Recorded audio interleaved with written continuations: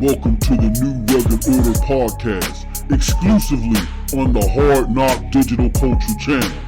Now give it up to your host, people, MM2K.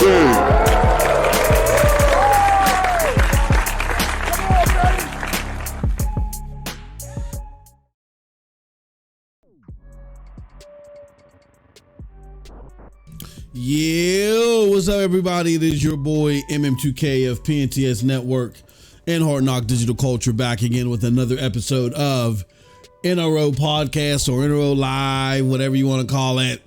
Today, it's fine with me. This is the show where we talk about the latest and greatest in AAA genre-defining gaming news. And boy, oh boy, do we have a day for you today, because not only are we going to be kicking it,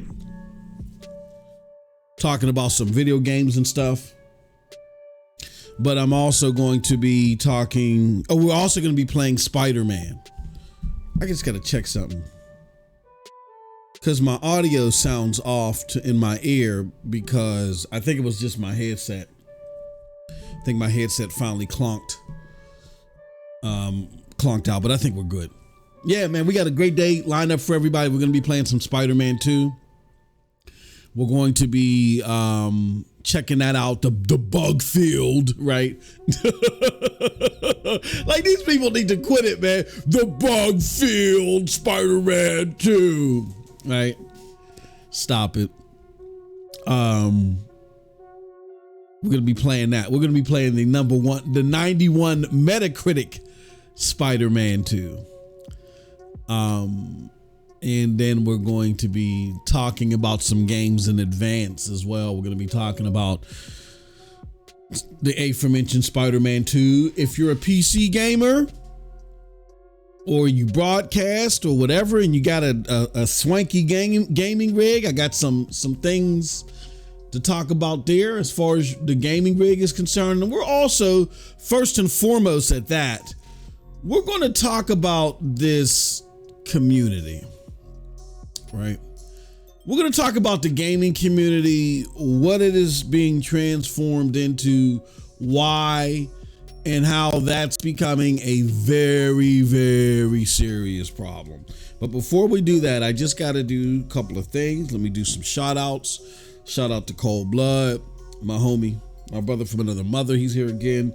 We also want to shout out the homie Sean the Gamer. You know what I'm saying? Also subscribing to the channel and becoming a member. We want to shout out to the homie Ron Slusher. We shout out to my homie Reverend Woods, just coming out of a procedure, man. Best of luck to you, man. You in our prayers. And we got Internet of Games, my homie Internet of Games. Those are the usual suspects around here, so I wanted to shout them out. Let me see. This is NRO Podcast. This is episode 37. I need to keep that in mind. Episode 37. And I'm only doing that because there was something that I realized I didn't do for the notes. And I'm doing it right now. So, tweak your gaming rig. We're going to talk about that for a few moments. And we're also going to talk about the cult mentality in gaming, cult mentality. Why can't I spell? In gaming, we're also going to talk about I already said tweak your gaming rig. So after tweak your gaming rig, we're going to talk a little bit about Spider-Man 2. Stream precursor. All right, let's do this. So we got the Spider-Man 2 stream precursor. Tweak your gaming rig. And then we got the cult mentality in gaming. Let me do what's going on. Jesus Christ, all these freaking wires. They're like driving me insane. Like, what the I can't type. Shit. Shoot. Sorry about that. Just agitated. I'm trying to type in because my headphones is all over the place. Those wires was driving me nuts. I know, self-inflicted L. Cult mentality. What's going on? Okay, come on. All right, come on. Come on, PC. I ain't got time for you today. I'm gonna learn Linux because I'm tired of Microsoft Office and Windows. Period. What's going on? Right. The history,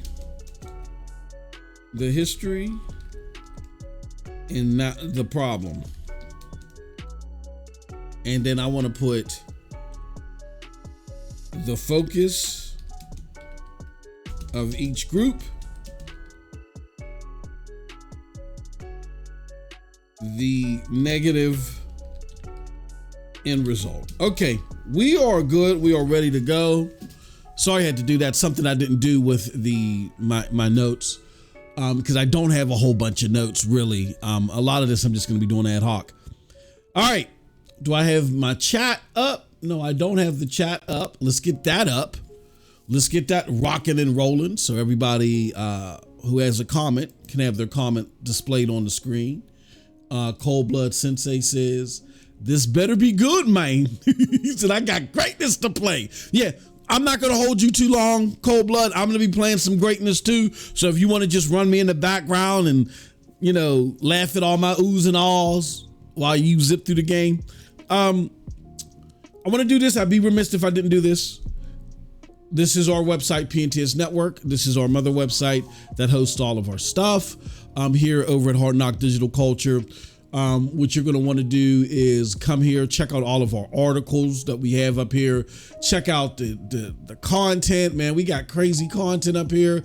Podcast. And then if you just want the podcast, just check out the podcast, our new podcast, Pew Pew Chat. That's me playing games, talking video games. You know what I'm saying? A little bit of what I'm going to be doing today when I do my PlayStation 5 stream. In addition to that, if you just want my particular content, come on over to the members section, click MM2K Gaming, and you'll see everywhere where I'm at. Okay, everywhere where I participate and contribute to, you'll see it over there. Another thing you can do is if you want specific Hard Knock digital culture stuff for this platform over here on Twitch, all right, you come over to PNTS Hubs, you can click on that. It'll bring you to the Hard Knock Digital Culture website where, look, we're right here. Look, that's us. It's us live. It tells you that we're live. You can support the platform. And guess what? Guess what, Cold Blood and Company? We now got merch. We have merchandise. Yes. You can come get some of this funky, fresh, this fly, Gumby Gold, super fresh swank. You get some of the swag over here. We got the NRO jacket. It's all NRO related. NRO jacket. Get our bomber. Get our packable jacket right here.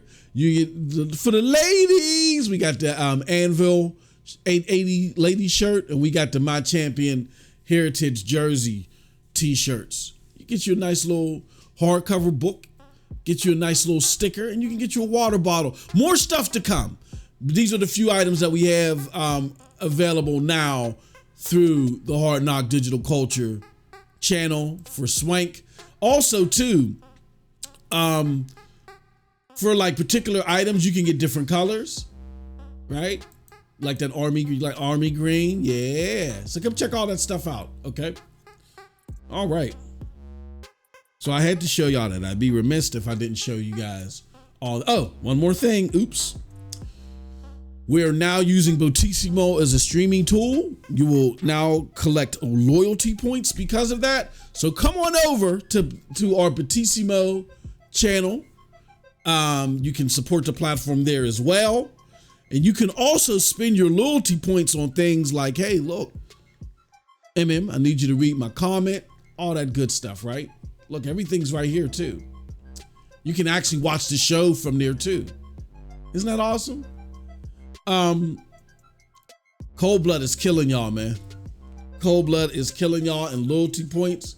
He's even beating the Nightbot. Cold Blood watches us more than the damn Nightbot. He's killing y'all, man. Come over there and get y'all loyalty points, okay?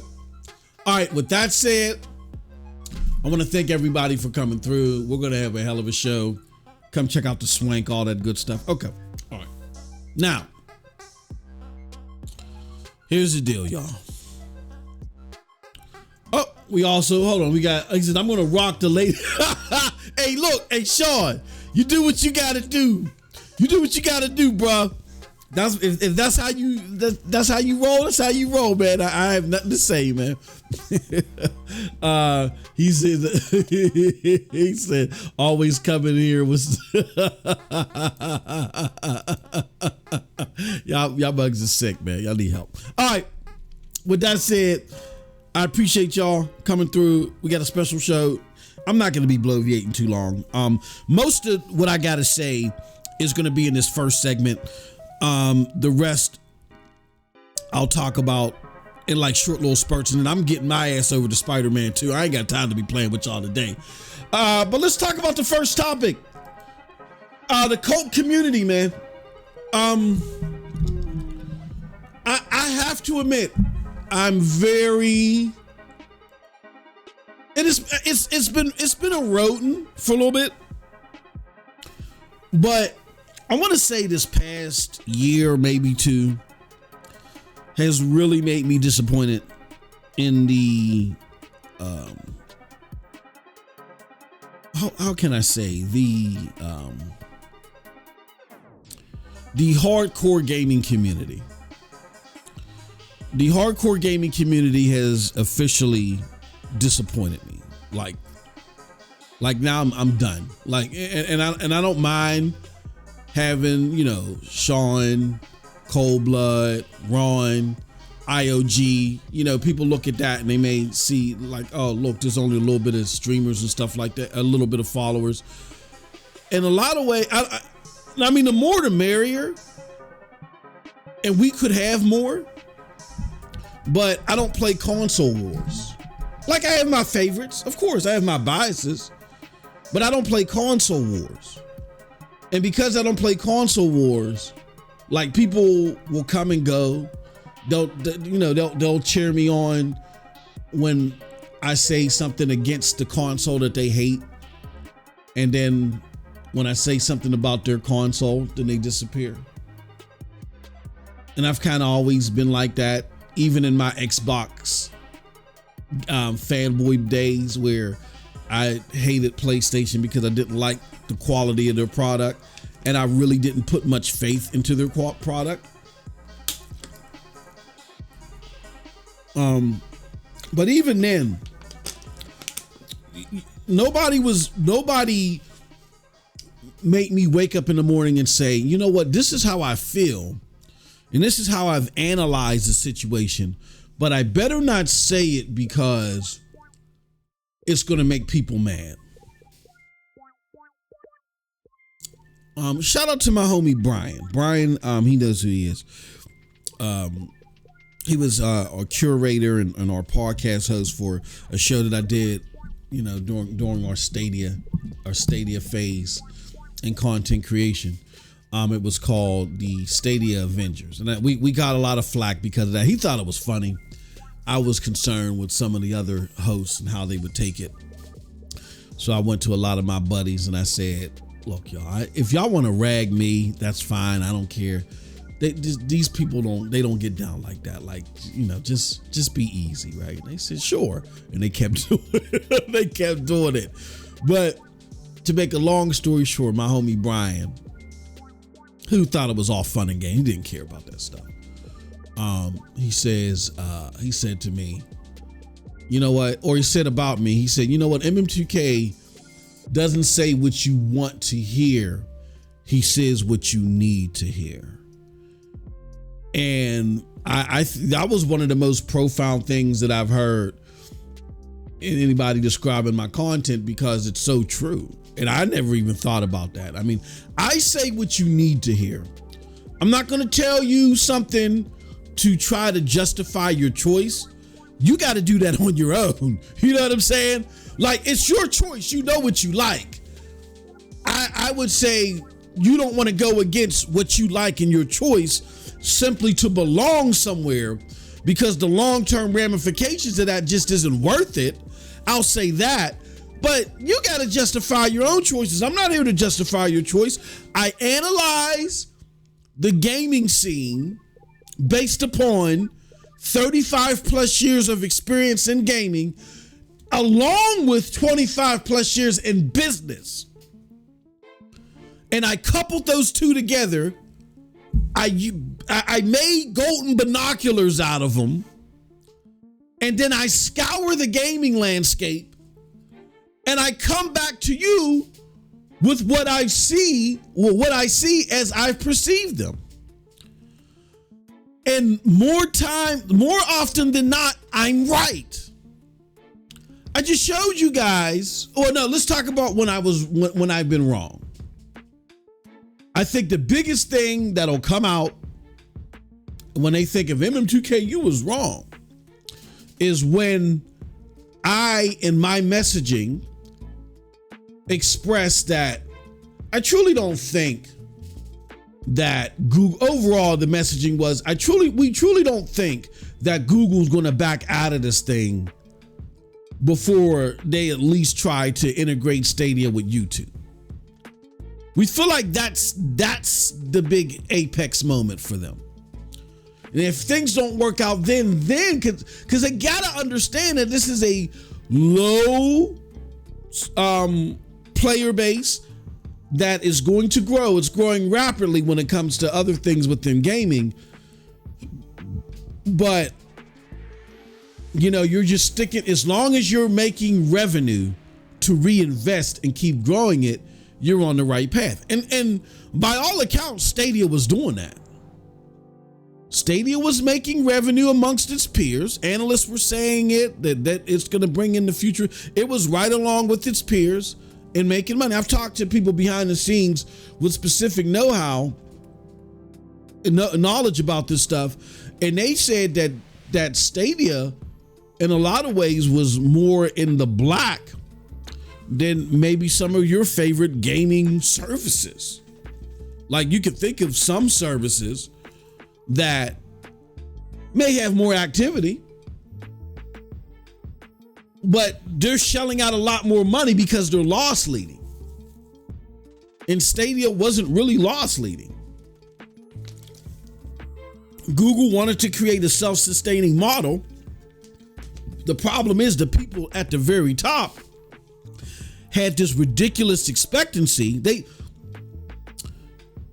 thought that they could put 50 cents into this thing and get 5 million. Where at best, maybe you'll get 500,000. And that lofty expectancy is what gave them cold feet when the purge was coming, or the $1 billion, well, you could call it the purge or whatever. And we're still seeing the effects of it. Game companies are still laying people off, including Epic. Fortnite ain't making enough money. Can you believe that? To keep jobs at Epic. If Fortnite ain't making enough money to keep jobs at Epic, then this is a $1 trillion bubble that's taken seriously. And what Stadia did is they jumped out of the Who ride too soon. Because look at everything that's going on now. Can you imagine if Call of Duty was coming to Stadia? That's checkmate. On top of the bring your own game service, one of the biggest criticisms of Stadia is, look, I don't want to financially commit to this thing. If you say it's so great, give me a way to test it out with what I already own. And Stadia was about to do that. You see samples of it with Amazon Luna, with the kind of bring your own game thing that they got going with Ubisoft. That was supposed to happen at Stadia and some. Remember they talked about the emulation process and all that other stuff in the Stadia keynote? But the people in charge got antsy feet, figured that they would just support cloud gaming in the back end with Google for games in the cloud, or whatever the hell they call it. The rest was history. We didn't anticipate that.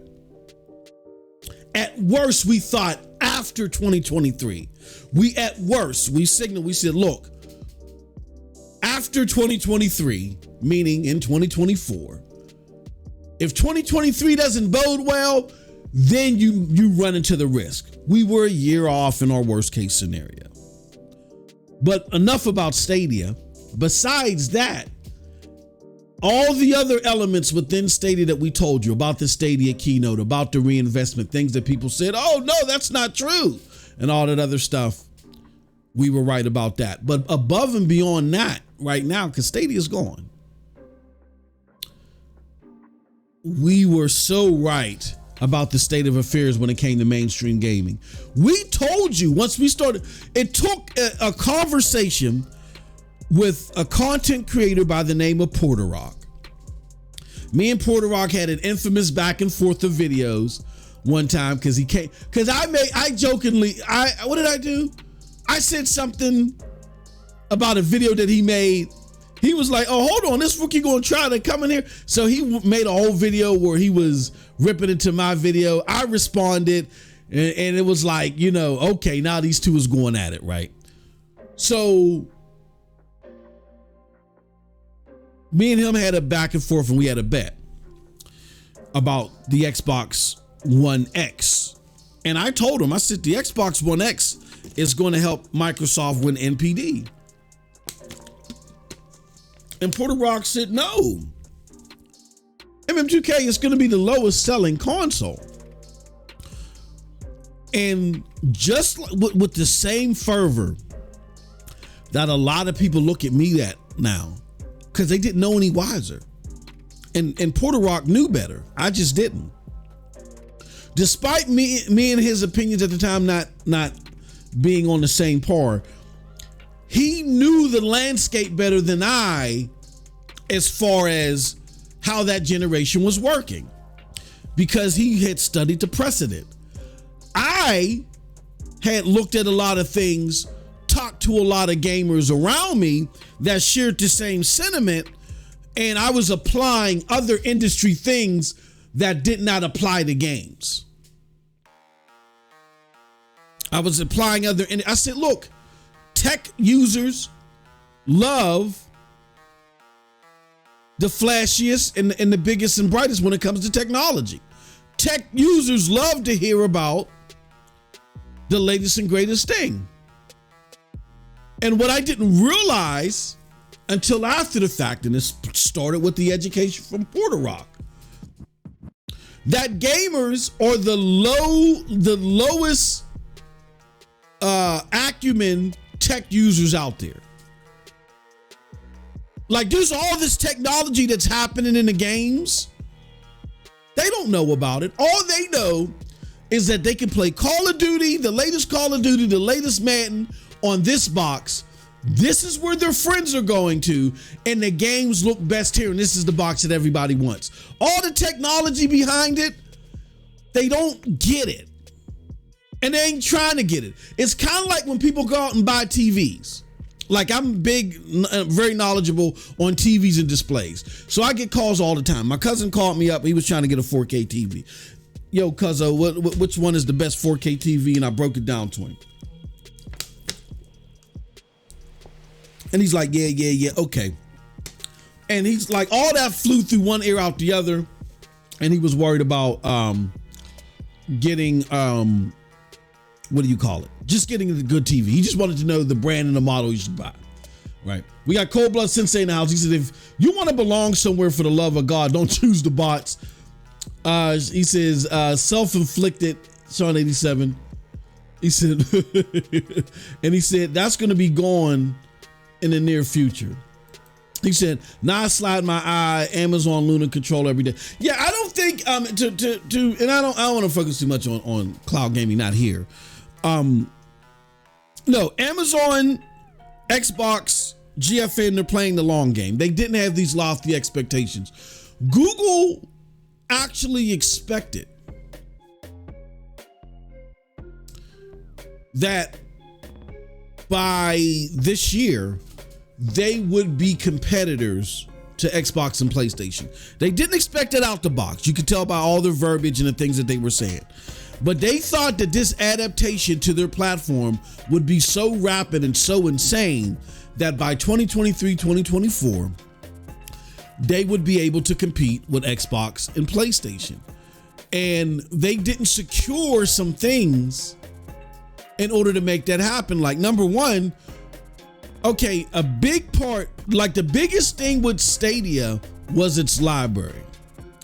And that library got cursed because a lot of games were delayed. A lot of it was because of the pandemic. So they didn't understand, nobody foresaw the pandemic, which is understandable. But all the other platforms had games trickling out, you know what I'm saying, that helped them out. If you're relying so much on Ubisoft Plus to fill in the gap for where you don't have games and you need this out, see what Ubisoft ended up doing is they ended up pushing back Ubisoft Plus. Ubisoft Plus was supposed to release at the beginning or the first quarter of 2020. It didn't release until the last quarter of 2020. So you have like 8, 9, whatever months it is to where you're getting hammered because of your library. That would have been supplemented if Ubisoft Plus was there already. Because it wasn't there. So what I'm basically saying is that's where they're putting in the 50 cents and wanting the $5 million. I would have gone to Ubisoft. And this is where you had to do a Satya. You got to take this seriously. Like at first, you're going to have to put, if you want to compete on the main stage, if you want to hang with the big boys, your wallet has to be a little bit more open up front. You're going to have to take financial risks, significant ones up front, and then ride it out in the back end. And I'm not saying they didn't do that with building the infrastructure, but that wasn't enough. You had to, so what I'm saying is when Ubisoft was like, yo, we got to push this thing back. One, I'm working with Ubisoft to say, look, what do we need to do to make Ubisoft Plus available by summer? Tell me the check that I got to write now. Tell me what resources I got to help you deploy. I need this by summer. I get there's people coughing and getting sick everywhere. I need this by summer. You either do that or you go on a spending spree to get games. I mean, maybe one day I'll sit down and reflect on the whole Stadia experience and look back at it and say, and come up with, a diagnosis of, hindsight diagnosis of what could have been done better. Because the media perception is what ultimately killed this thing as far as it having anywhere near the growth that they wanted. But Google tried, when people interacted with Stadia and played it, they actually loved it. And they were like, you know what? This thing ain't as bad as what people was making it out to be. The problem is that because of that media disdain, not enough people thought that way to justify developers putting the games on the platform in the cadence that Google originally wanted.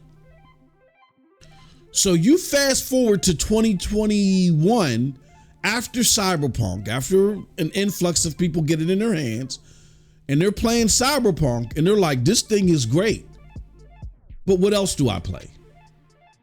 And there's nothing else for them to play. I mean, the people that liked Ubisoft, they could play their Ubisoft games, but opposite of that, what else can I play? What else? And that's where people like my brother, who looked past the media disdain, understood what the platform was for, and was like, okay, the media was lying. You were right. My brother's like, you're right. Now I see why you're doing all this crazy stuff. You're right. The media is full of shit. Excuse my French. I'm sorry. I know we're supposed to be safe for work, but the media is full of crap, right? But now that he has it in his hands and there's no games to play, he's like, well, What's the point? I like Cyberpunk, but what's next? So Stadia's problem was,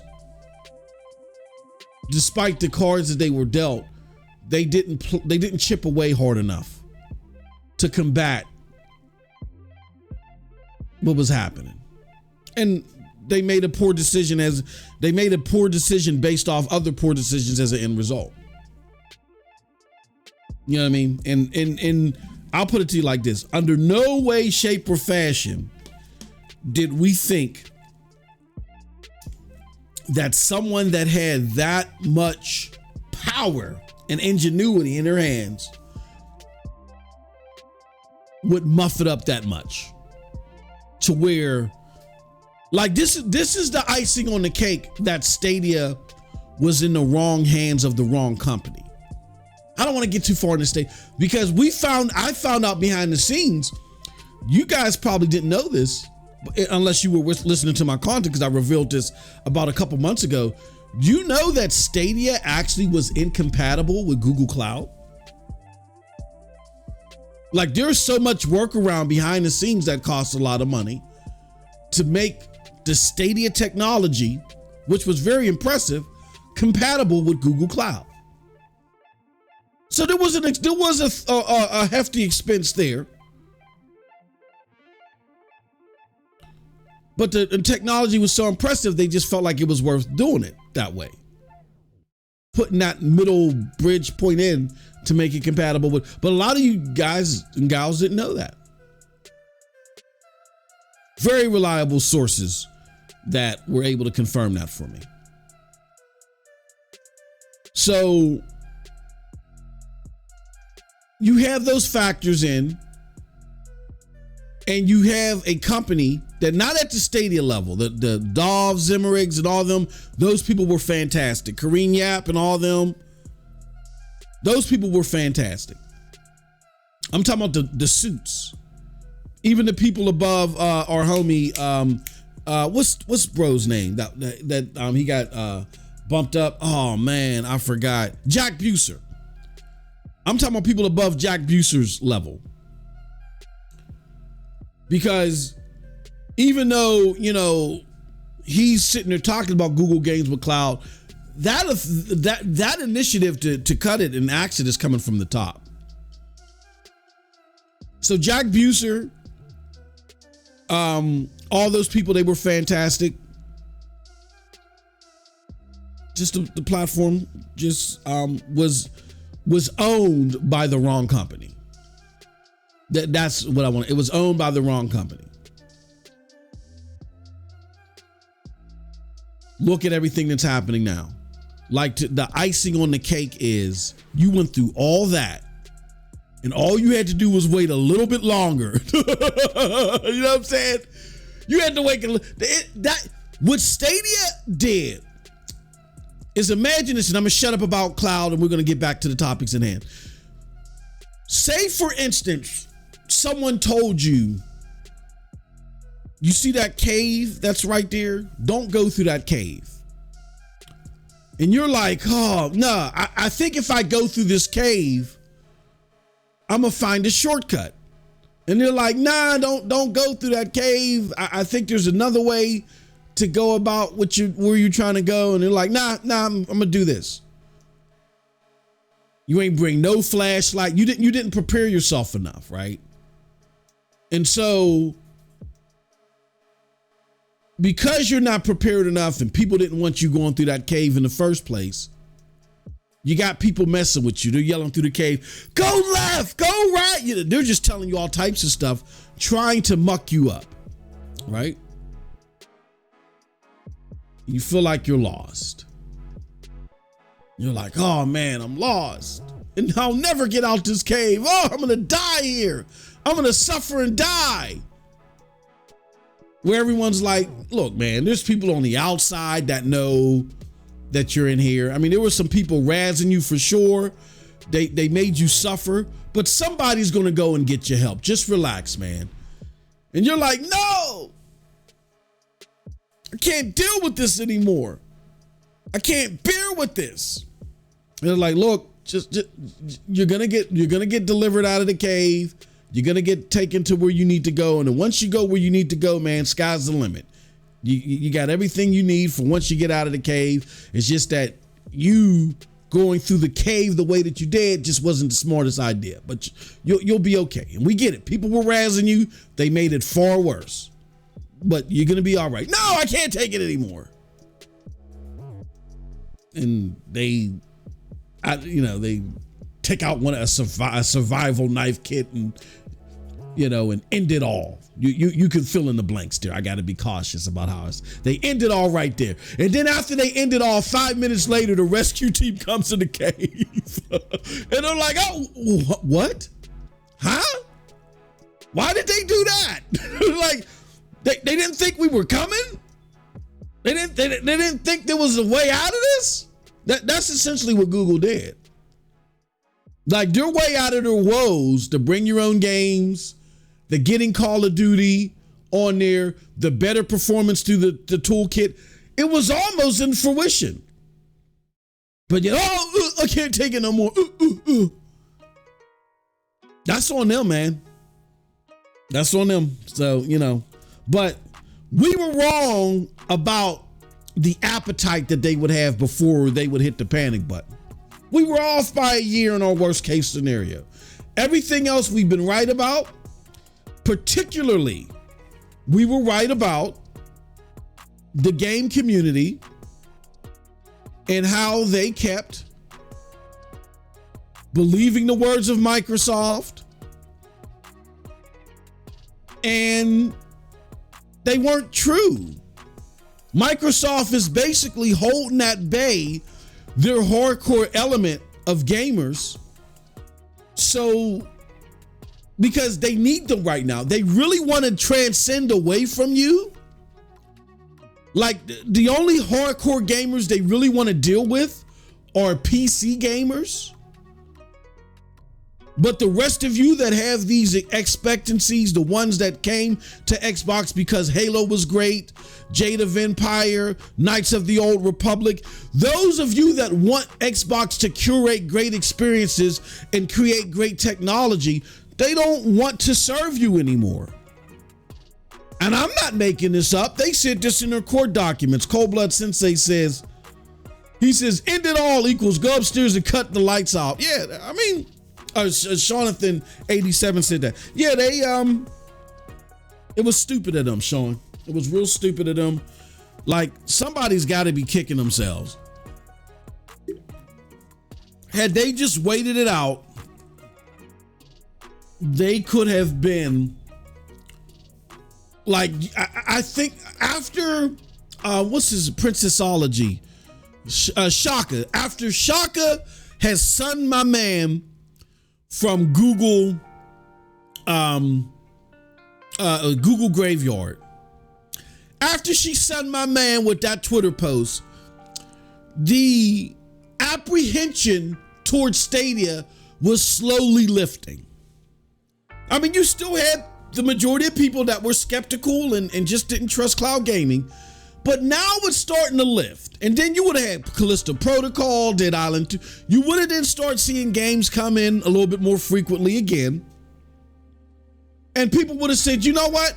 Maybe there is a justification for this to be in my portfolio, right?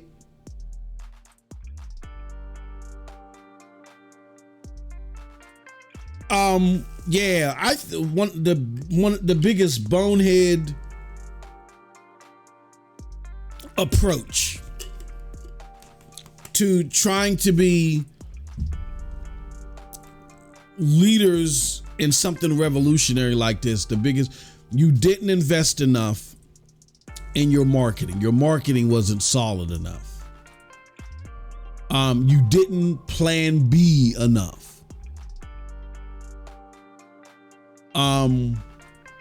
You didn't follow through enough. Like when you had to reboot and be like, you know what? We got to get these things. Like Dov Zimmerich said, and I think a lot of this was posturing, and nothing against Dov, but he clearly was doing this on behalf of Google, who I feel like had him do that posturing because they were trying to get to an end result, which was be a foil to Microsoft during the APK deal, and it wasn't effective at all. So I just feel for Dolph. But Dolph said something that is kind of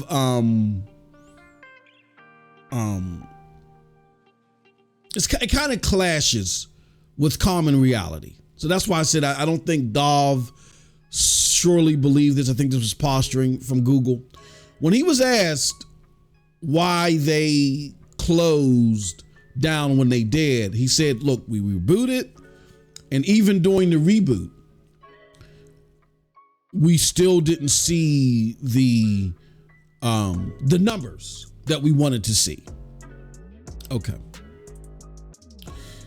So the reboot was basically between 2021, the second half of 2021 through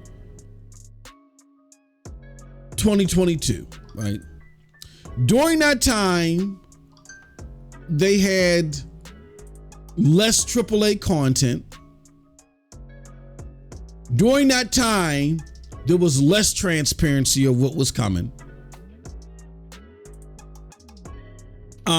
They didn't have a big title game to close out the year in 2022 like they did with Cyberpunk. They had less showcases, right? So there was less given during that period.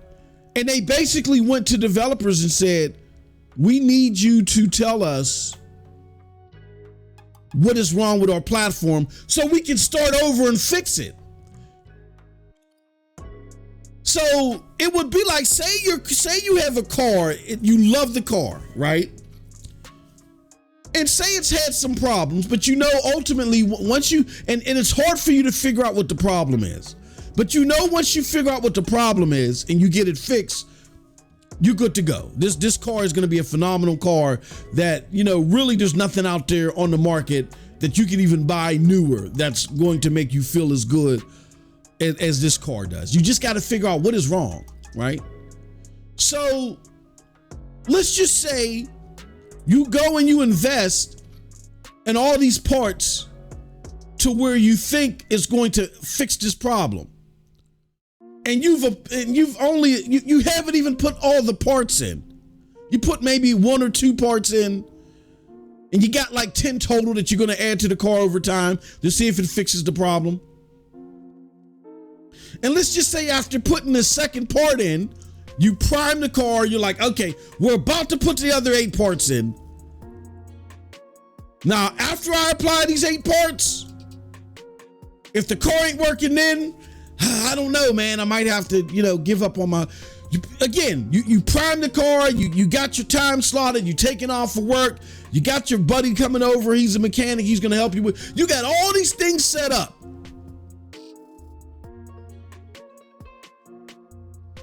And then all of a sudden you just say, you know what? Never mind. Forget it. Junk it. Junk it. Never mind. Forget it. Junk it. And then you discover a week after you've junked your favorite car, this car that you love, that you know that if you got it fixed, that it was going to, be the best car you've ever had in a while. There's a factory recall.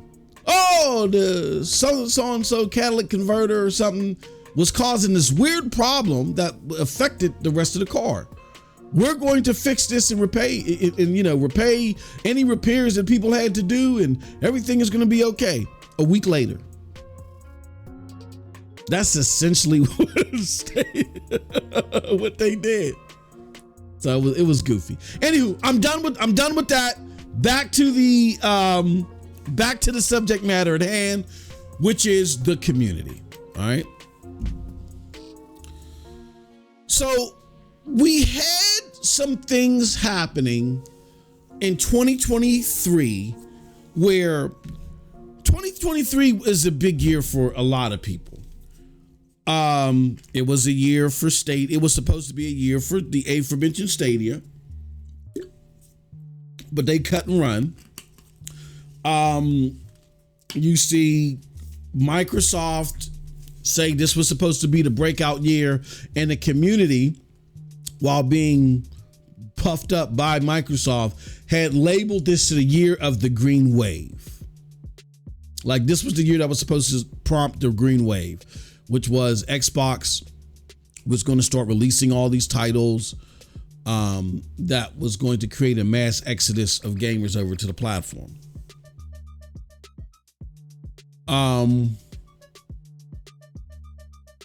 Then, and it was kicked in Hi-Fi Rush, which was surprise release, stealth drop. People said that was the precursor to it. And then the question was, well, what is PlayStation going to do? Forspoken comes out. Oh, that sucks. Right? And again, people's review scores are the review scores. I feel like if gamers try the game, unlike Starfield, it's not going to take you 25 hours. You try the game within the first hour or two, you'll see its charm, and you'll be like, you know what? This is something that I could enjoy and play. It's not a bad game. Maybe it's not as great as I had hoped it to be, but it's still an enjoyable and fun game. A game where fun could be had, and I'm excited to pick it up and play it and finish it, right? So, but it still got killed in the ratings. Then Final Fantasy 16 came out, and everybody in the Xbox community tried to make that seem like a failure, right? And then Starfield released. And Starfield, again, with all the hype that was built up, I said it myself, I expected it. I've told people behind the scenes, I could get people to vouch for that. I expected Starfield to do bonkers on PC. But here's the problem.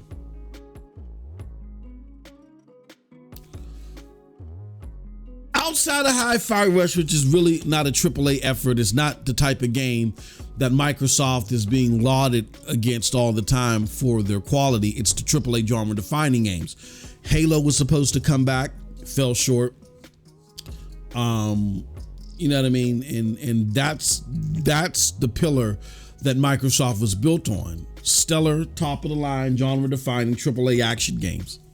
And since this regime has been in charge, they haven't been able to put out such a title. So now Microsoft was supposed to have a slew of great games come out this year. It was supposed to start with, it was supposed to continue from Hi-Fi Rush to Redfall. And Redfall, just objectively, when you look at gamer perception across the board, well, I won't say across the board, but gamer perception generally, the game is lousy, it was abysmal. It was a failure and a dud. Starfield, based upon the hype, it was going to get a lot of usage. It was going to get a lot of plays. And to no surprise to me, it killed it on PC. Excuse me, was number one NPD this month. September, but it was reported this month. But the reviews on that are abysmal, and there's data out there that proves that even though there was an extreme influx of people looking to get their hands on the game doesn't have staying power, and it's rapidly losing its staying power. And for a Bethesda Softworks game, that's not supposed to happen. So that the longevity of that game is severely in question, which wouldn't be a good thing, because Starfield, in so many words, through various interviews and conversations and things released on the internet, Starfield was taking the mantle from Halo.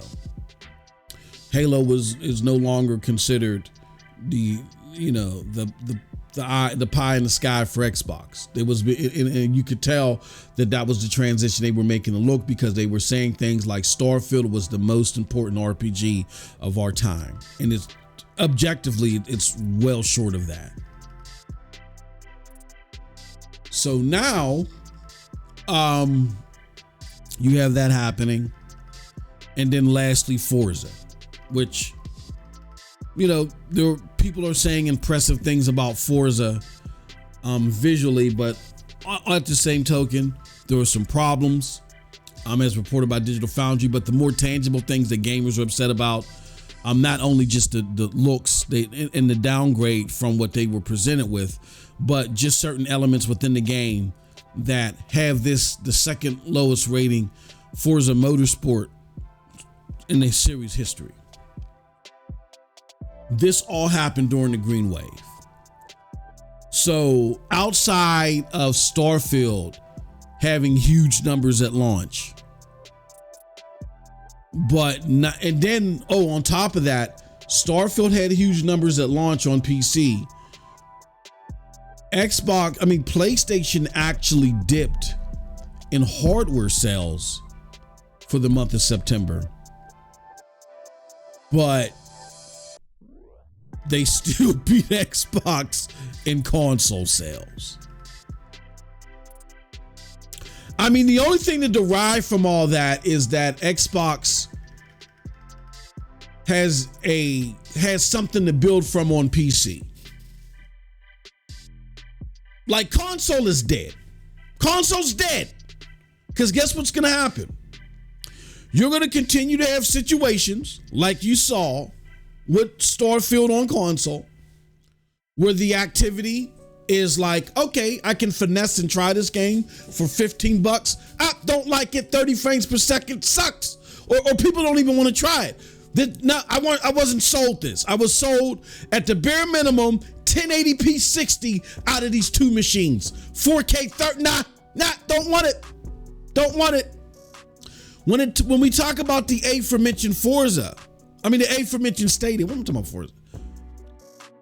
When it comes, the reason why Stadia was starting to get a lot of internal flack from its consumers, including myself, was because we were sold on the promise of 60 frames per second. And we started getting more and more games that didn't have 60 frames per second. Not a bunch, but more than we were ready to stomach. So you can't sell a user base on a certain litmus and then back away from it. As technology grows, that litmus is supposed to get more and more frequent or get better. It's not supposed to get worse. It's not. Your main selling point to your demographic cannot be one that falters over time. It's supposed to get better. So if you're selling people on the promise of great performing hardware at a cheap price and a great entry point into next gen gaming or ninth gen gaming,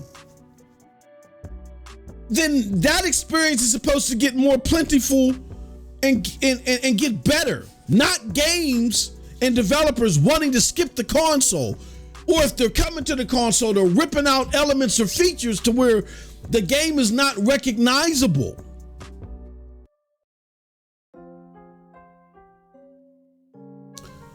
But yet you have all this, right? You have all this happening that was supposed to supplement this green wave. But what happens? PlayStation outperforms you the month that your biggest game in this regime's history. This is their biggest game. Like, they fluffed Halo and they were given an extra life with Starfield when they bought Bethesda. This was your biggest game of your existence, and you totally fluffed the landing. Look, we can point to PC sales. That's fine.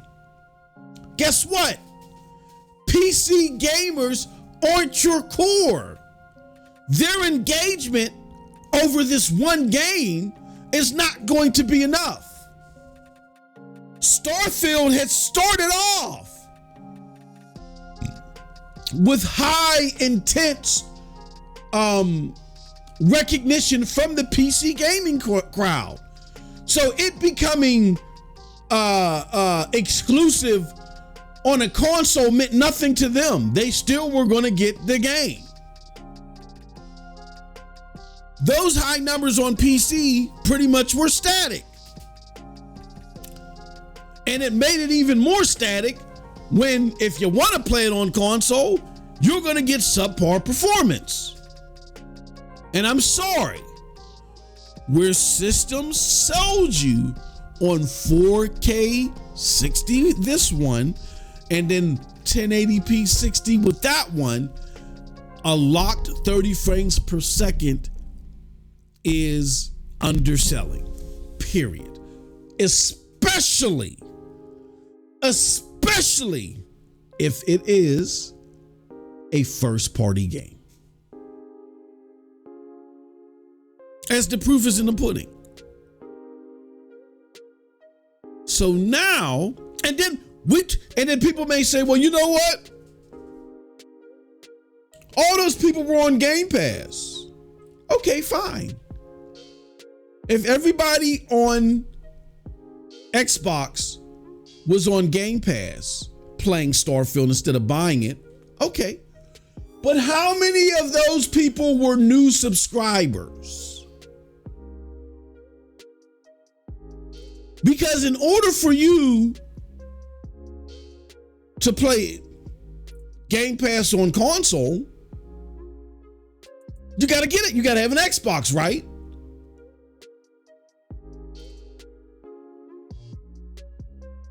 So how many new subscribers did you actually have if you still couldn't outpace PlayStation? In the States, this is your NPD is only US or only North America. This is your biggest region. If with your game of the generation, you can't prompt more sales in your biggest region, guess what? The generation's already over. And guess what that means for you, console gamer?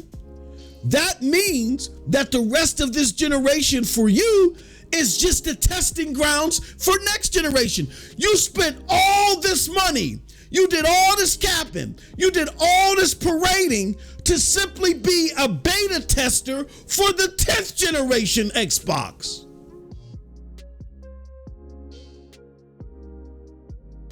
Because the pure Xbox experience is only going to be held on high-end gaming rigs. You are simply beta test. That's what this generation is for you. You are simply beta testing for the 10th generation. But guess what? This beta test ain't free. You got to pay for it. And man, oh man, are y'all paying for it. It's even gotten to the point to where now, we're going to talk about this when we do our Spider-Man precursor, that now y'all want to talk about Spider-Man having bugs, right? And I don't doubt that Spider-Man has bugs, but I feel like it's being over-exaggerated. I feel like that the bugs that are there are probably present from people who didn't download the day one patch, right? That they're more prominent from those that didn't download the day one patch. And secondly, I think they're being focused on and over-exaggerated because people are trying to correlate that with Starfield. Here's the problem with that correlation.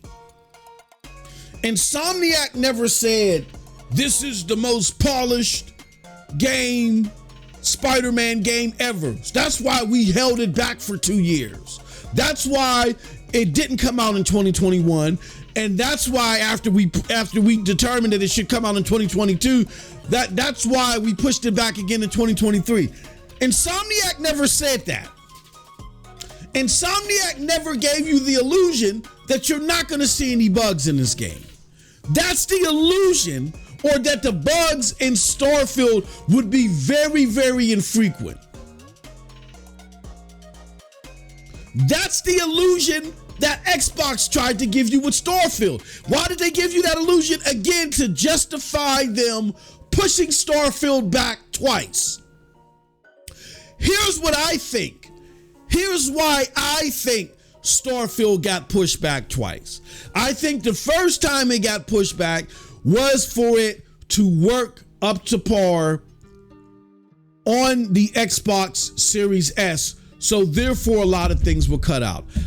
I remember them talking about the ships landing and the ships doing certain things that they would do in game. And Todd Howard coming out and saying, nope, we had to remove that.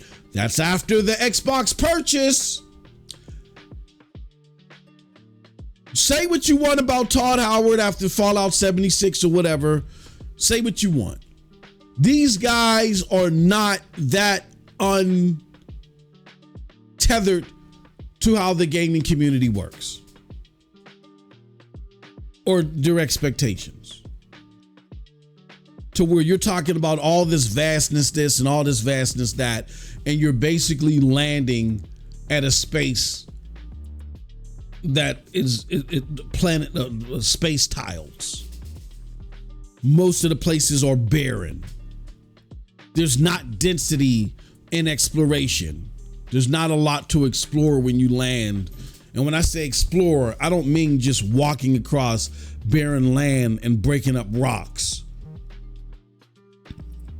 We all know that Bethesda Softworks games, going all the way back to Fallout 3, have a lot more engagement as you're journeying than you see in Starfield.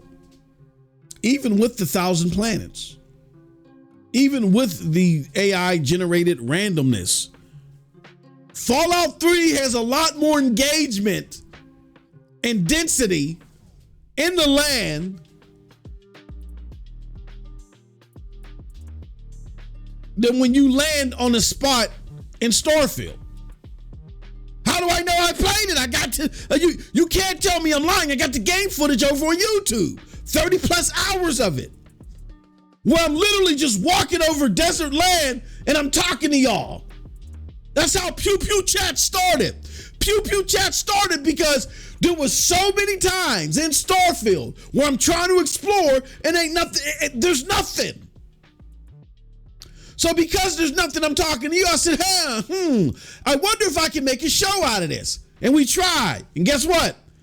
With Cyberpunk 2077, because there's a lot more to do per square inch that you travel, it didn't work it didn't work as well.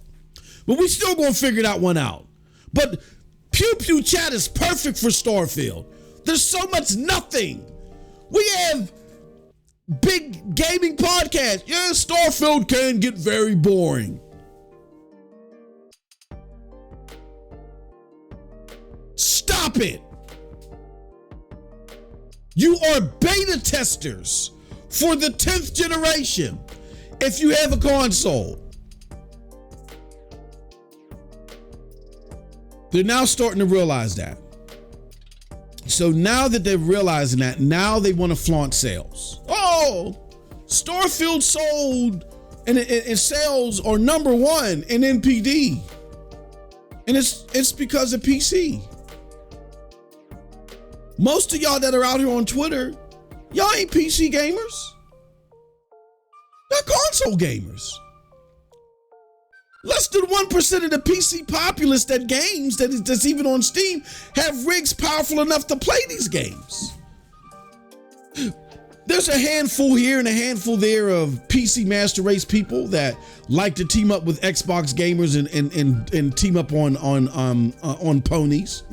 But most of y'all out here fighting this battle, y'all are console gamers. What is Starfield selling well on PC? How does that help you? Because all that revenue or whatever they got, if they did fill in the gap and they're actually in the black with the game, or they end up in the black with the game, that's going to send a signal to Xbox to say, let's continue pumping up PC. And your $500 or your $300 console, again, is just going to be a beta testing machine. It's a development kit. It's simply a development kit for the 10th generation. I mean, this generation of Xbox gamers are the most bamboozled group of gamers ever. And I didn't think it could get any worse than the Xbox One generation. But the Xbox One generation was a byproduct of the leadership in charge not really knowing where to navigate. They tried stuff, they just didn't know how to navigate. And they didn't have the resources. There wasn't open checks back then. There wasn't $60 billion and $8 billion checks being written. If those type of checks were being written back then, I feel like Xbox would have done a lot better. They would have had a lot more second party deals. They would have done a lot better.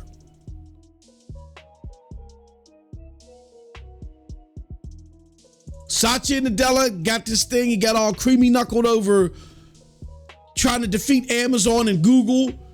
He wrote that $70 billion check to yank Call of Duty from them that would promote their cloud streaming platforms because he's all about cloud activity. That's why he wrote that check.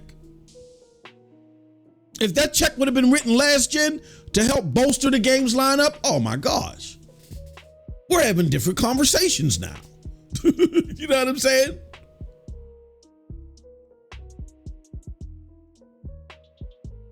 But spending $70 billion to buy multi-plat publishers and keep them multi-plat, spending $8 billion to buy a multi-plat publisher that you have a relationship with, but they're known for quality titles only for their biggest project that they've been working on to not have the effect that, let alone you need it, but they even want it. And it was so bad that Pete Hines, a staple of Bethesda, really my favorite person. I love Todd Howard, but Pete Hines was my favorite. A staple of Bethesda. He now is gone. He don't want no part of this. He was there. He knows what's about to happen. He's gone. Now it's leading, now that y'all are 10th generation beta testers, it's now leading y'all to now dig on Spider-Man, even though Insomniac never tried to pull the wool over your eyes. They didn't try to just clean up the first 8 hours. So as the game is being played for this is super polished. Then after that, all hell breaks loose. No, they never did that. And again, I want to see if these, and we'll see it ourselves because we're playing the game after the stream. That being said, how did this all start? This all started because of the fierce feud between Xbox and PlayStation that started during the OG Xbox era. And it started because Microsoft wanted to eradicate PlayStation. They did. PlayStation was a threat to become a staple in the home. And because they were that threat to become a staple in the home, as far as PC operations were concerned, and that was what the PlayStation 3 was. The PlayStation 3 was supposed to be the beginning of the computerized PlayStation console, but now operate in your home. And Xbox said, oh, hell no. Microsoft said, hell no, rather. We can't let PlayStation outdo us and take over the living room and power the house. That's what we want to do with our computers or any computer running our software. We got to stop them. And what did they do? Then they developed Xbox, or they would approach about Xbox and they went all in for it because they had to stop PlayStation. And then once the PlayStation 3 faltered and Xbox did what no other gaming company could do, which was go toe to toe with PlayStation, And PlayStation lost a lot of money because of it. Xbox did too, but they, again, were willing to loss lead. They were willing to lose a whole bunch of money in order to gain an edge. See, this is what people don't understand. They talk about Microsoft is different now. They are different in their approach, but the end result for Microsoft will always be the same.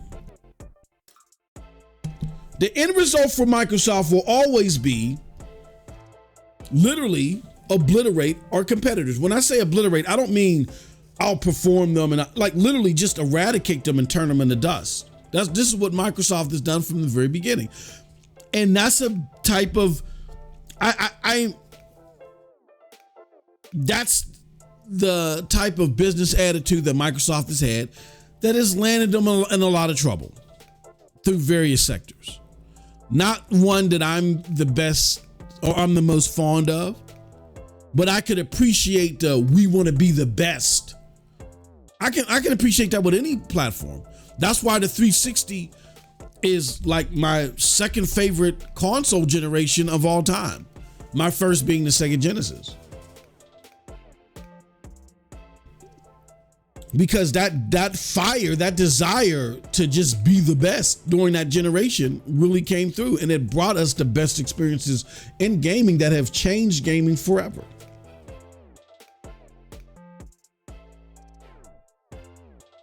But as soon as they felt like they were about to knock PlayStation's dead carcass over the cliffside, guess what they did? They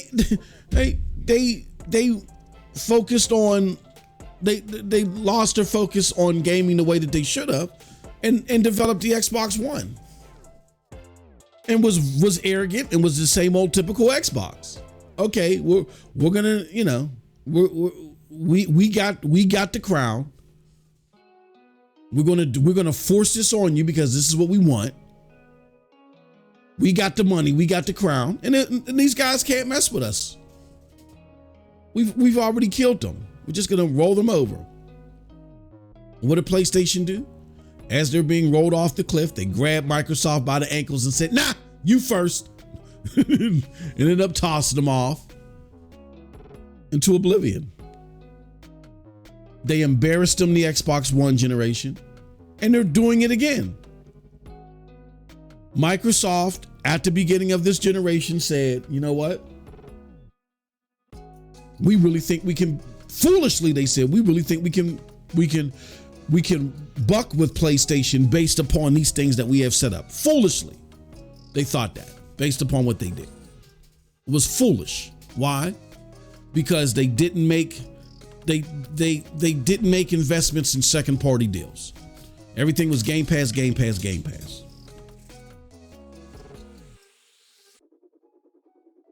People like myself were screaming at Microsoft the last 2 or 3 years of the Xbox One generation. We get where you want what you want this to be. I remember Z and I even applauded them for making big time acquisitions possibly. Like we said, what if me and Z had laughed about this one time. We had laughed and joked and said, what if Microsoft buys EA and forces PlayStation to only be able to have Madden on their console through Game Pass? Like they gotta have Game Pass, and that's the only way you can get Madden. So them doing that with Call of Duty was a shock to the system because Call of Duty is like the biggest game in the world. But when you look at the grand scheme of things, I think after everybody like really thought about it, they're like, this is what they always wanted to do. They wanted to put big content from a publisher in Game Pass to keep the subscription honest. Like, I think it started to gel on people. They didn't want it to happen because they didn't want a game like Call of Duty, which still has serious fanfare. Don't get me wrong, a lot of people still love Madden, but Madden is always being lauded at for its decline. But it's the only NFL sports sim out there, so that's why people tolerate it. But people actually prefer Call of Duty over Battlefield or whatever else is out there. And so they didn't want to see that game go down the itter under Microsoft's management, poor management. But they started selling on it and they're like, okay, this is what they want to do or whatever. They don't know how to curate great experiences, so they're going to capture them and take them on around. We don't like the precedent that this sets, but as long as PlayStation continues on this path of creating great single player experiences or creating great experiences, period, and working with other people to bring them, we're cool. They're working with people to bring them through Final Fantasy. They're creating them, on their own via experiences like Spider-Man, apparently, which sits at a 91 Metacritic. And gamers that we know that have played it, that aren't console warriors that have an agenda, have said this is the greatest superhero game that they've ever played. We're going to try that out and see if we feel the same way. That being said, a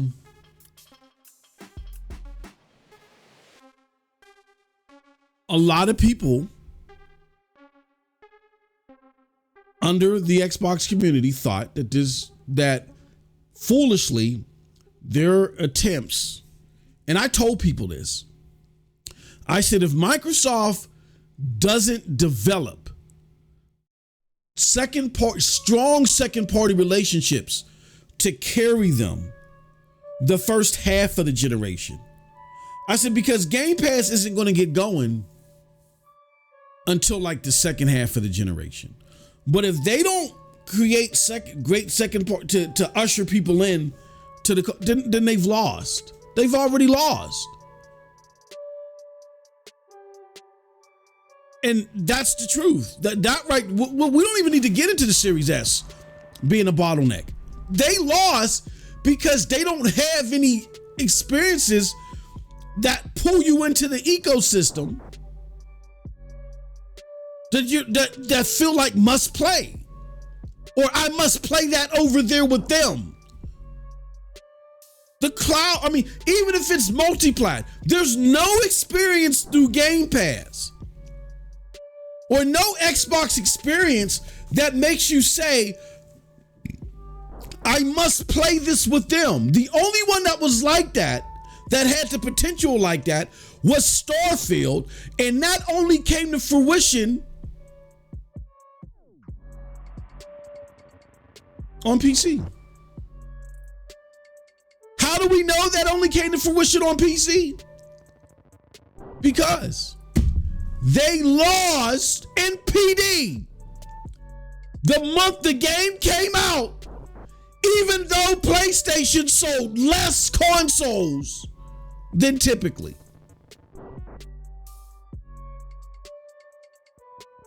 So with all that being the case,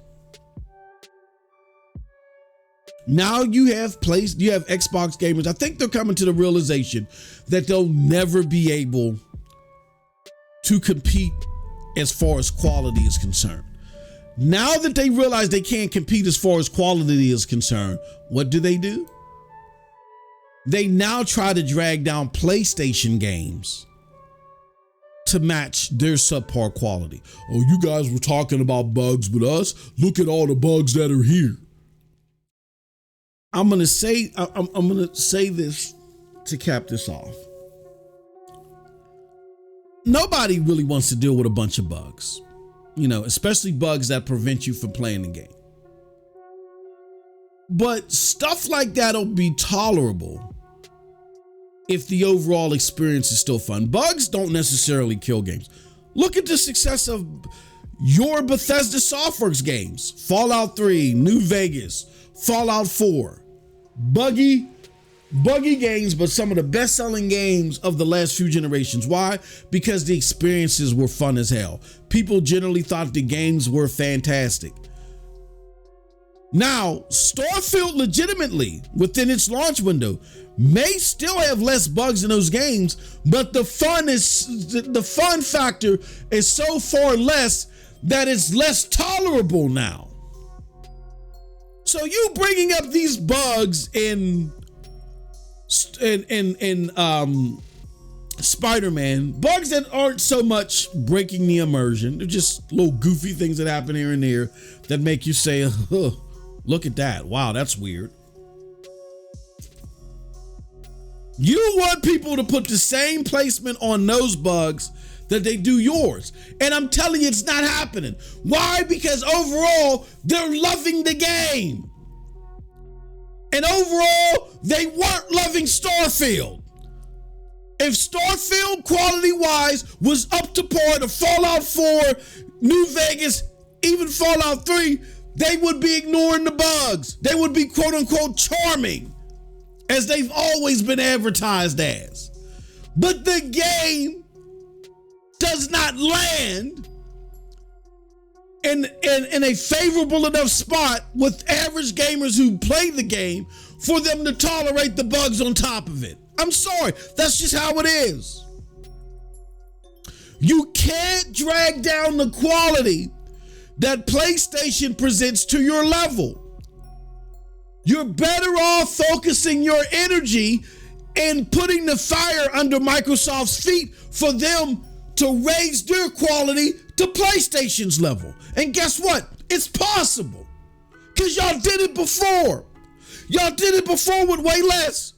Y'all did it before with, at the most, they invested $2 billion to fix the red rings of death. Now they're writing checks for $60, $70 billion.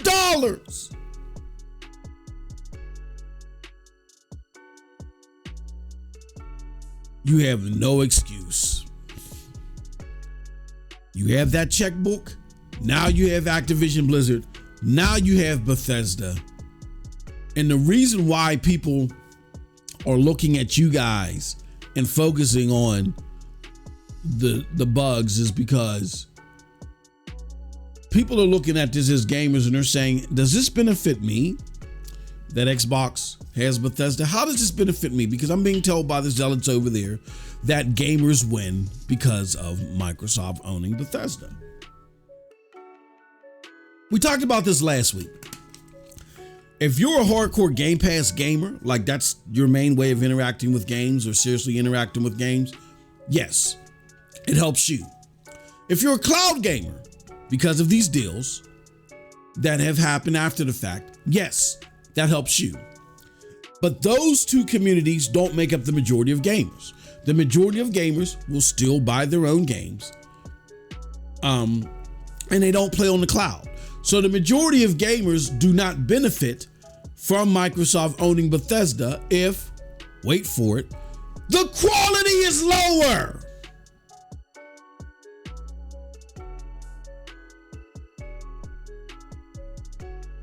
And by all intents and purposes, that's what we have here. So the comparison of bugs that look, for all intents and purposes, look like to be over exaggerated here, but let's just say for devil's, let's play devil's advocate. Let's just say it isn't over exaggerated.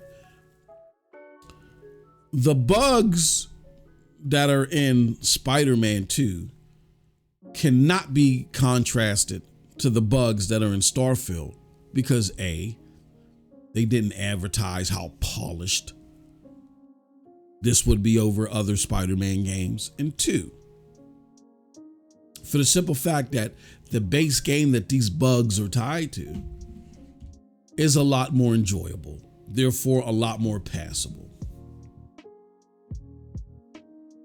There's no comparison.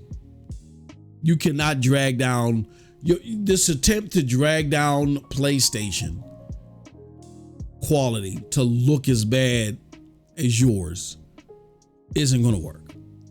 You have to double down on asking PlayStation to do better. Let me show you guys something. Now, some people are answering the call. Some people are. Here's an example. So homie D-Batch. D-Batch said, you know what? I'm sick of this. I'm sick of this. After Super Mario Brothers Wonders came out to a 95 Metacritic, D-Batch says, you know what? Not gonna lie. As an Xbox fan, I would like to see our games to receive such high praise. Also, Xbox needs to focus on quality of its games. Exclusives are supposed to stand out in the crowd. Xbox games are good, but it's time for greatness. Congrats to Nintendo and Sony fans on latest releases. D-Batch is a member of the biggest Xbox podcast on YouTube, which is RDX Podcast. D-Batch is a staunch Xbox enthusiast. Go to his channel every day. He's singing the praises of Xbox. 5,000 views a video. Shout out to D-Batch. He doing this damn thing on YouTube. You know, he's not the biggest YouTube creator, but he's doing his thing. 5,000 views a video. People loving his content. That is of the Xbox community. He's a staple within that community. He's simply saying something that should not be controversial. Why is it that these other gamers get to have the best gaming experiences that, you know, are mind-blowing? Xbox used to do that. That's why I'm here. But they can't do it anymore. All they're focusing on is bargain bin. Why can't we get those great experiences anymore? Why can't we get the time and effort put into quality with the result and accountability that goes along with it? That's all I want. This long-standing Xbox fan is getting eviscerated in his comments. Eviscerated. I mean, you have some PlayStation people that, you know, of course, for sake of console wars, like, yeah, D, you go on, you tell him, D. But he's getting eviscerated in his chat. He got eviscerated so much so that he had to create a video based upon that tweet. Let's compare this to the PlayStation community. Porter Rock, I would put him in the same vein as D as far as the staple in the community. Porter Rock is even a bigger staple in the PlayStation community. He's one of the main console warriors over there on Twitter. The videos he put out there around the same volume, 5,000 plus. You know what I'm saying? He's very referred to resource when it comes to PlayStation dominance, you know, and stats and stuff like that, right? He, in contrast, talked about how, even though it's just a rumor that Naughty Dog is doing another remake instead of releasing Factions 2, he said, look, PlayStation Nation, y'all really need to let Naughty Dog take this L. The tweet I'm seeing from y'all defending is how can I put it? Looks very green in nature, just saying. So he's saying, look, even though this is a rumor, it's an L that's likely true, if it is true, and we can't defend him on this. Y'all need to stop. Now he's getting pushed. He got pushed back as well, but he's not getting pushed back to the point to where they're trying to shut him up. They're like, hold on. People are like just responding. I don't see a controversy here. And some people are saying, you know what? I agree. I agree. Fact. I agree. I think, you know. So there isn't this shut you up campaign over at PlayStation. And when Porter Rock put this out here, this started a big debate in the community where you had people say, oh, this is about nothing. And another side lined up and said, you know what? I agree with this. And guess what? Porter Rock is back to his usual antics. No one is like, oh, Porter Rock is a pony bot, right? And I think, and I want to close out with this subject matter, then we're going to move on. I think that's the staunchest difference between the Xbox and the PlayStation community. The Xbox community, okay, I'll put it like this. No. I'll do it in reverse. The Xbox community wants your unwavering support of Xbox. Why? Because they hate PlayStation that much, and they've ordained Xbox as the Excalibur to take down PlayStation, that under no circumstances can you criticize PlayStation's foe. We must praise Xbox no matter what, because our main objective is to hate on PlayStation.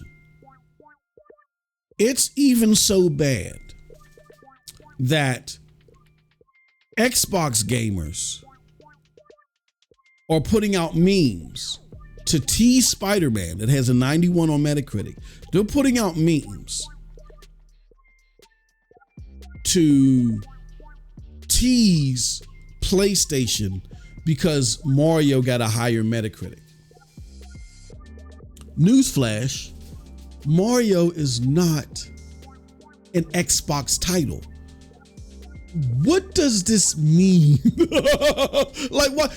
You can't take any of your titles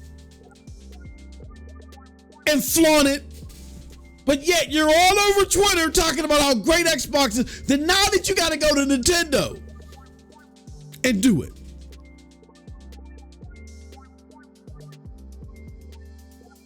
That's because it's all about hating on PlayStation. That's at the root of it. Then once you hate on PlayStation, okay, who is the preferred warrior is Xbox. That's why Phil Spencer is defended no matter what. That's why they sit here and jump on people like D-Batch just for speaking obvious facts and having obvious, criticisms. We are here to exterminate PlayStation, and we've selected Xbox to do it. You can't criticize Xbox. That's where things like Hold the Line come from. No, we must criticize Xbox. The same founder of the Hold the Line comment put out a video that I saw on my timeline. Again, criticizing Spider-Man for their bugs. Talking about keep the same energy. There is no same energy. Starfield is energyless. It's fuel deficient. There is no energy there. Objectively, generally, people are not liking the game as much as it was advertised, as much as it was hyped. There is no energy to keep. All the energies with Spider-Man 2. And it's so bad to underscore why we can't keep the energy, because there's no energy to be compared to. Y'all can't even use your own games to tease Spider-Man. You have to go to Nintendo. Can I borrow a cup of sugar? Y'all gotta go to Nintendo. I repeat, you set the precedent for you to be beta testers for Xbox's next attempt, and quite possibly their last when it comes to this front, at dethroning PlayStation and being looked at as more of a premier game provider. Don't give me this. Like, I know Amazon and Google, there was issues with them.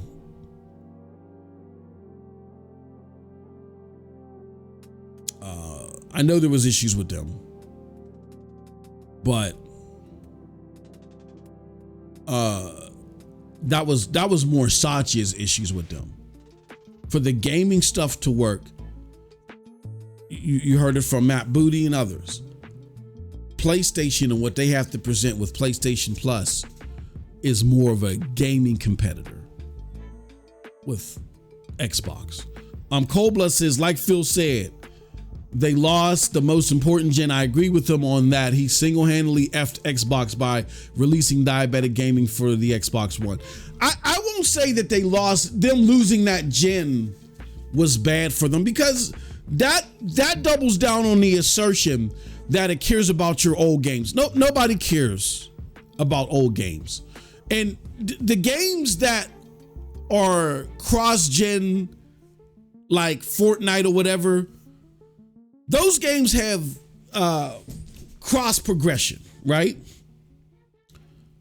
So if I bought a whole bunch of skins, it's cross progression, particularly Fortnite. I can bring all that stuff with me over to Xbox if I wanted to, right? What Phil is trying to insinuate is that for those top tier games as a service titles, because all that stuff was obtained on PlayStation, people don't want to lose that.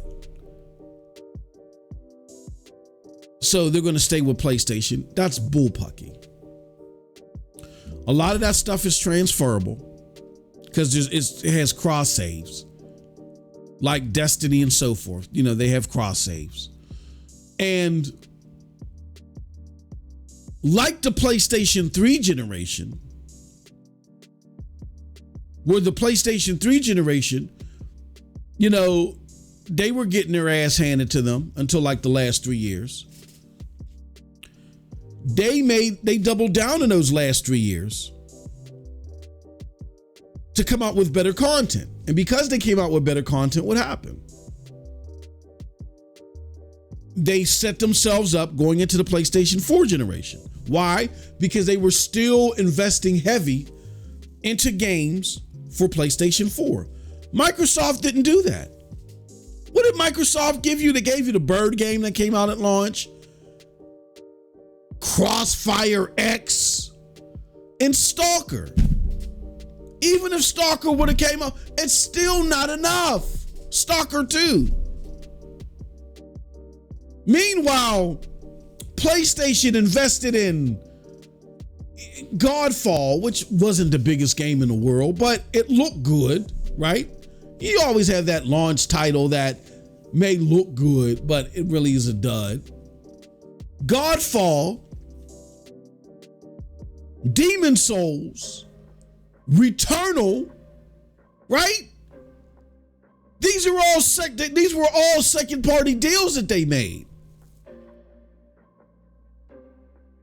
Microsoft didn't have enough second parties, so they doubled down on Game Pass, which is fine. That's your product, and there's a pathway with that product. But you were supposed to come into this generation with content, so you needed to put some more money down on content. And because you didn't, generation's over. It's gone. You're not getting 100 million Game Pass. You're not. It's not happening. I want to show you guys something. If I had to ask you right now,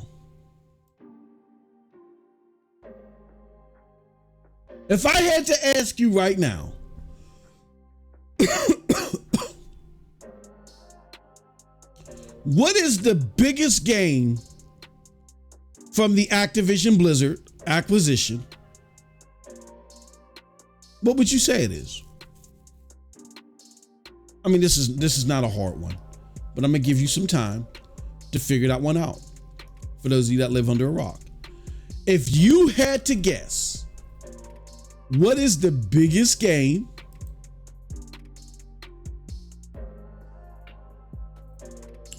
from the Activision Blizzard acquisition? Let me do something real quick. Oh, I'll put it here. Let me do this.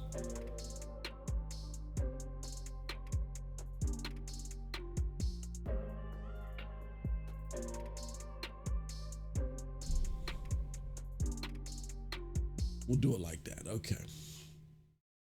Y'all should be able to see that. Okay. What is the biggest deal from the Activision Blizzard acquisition?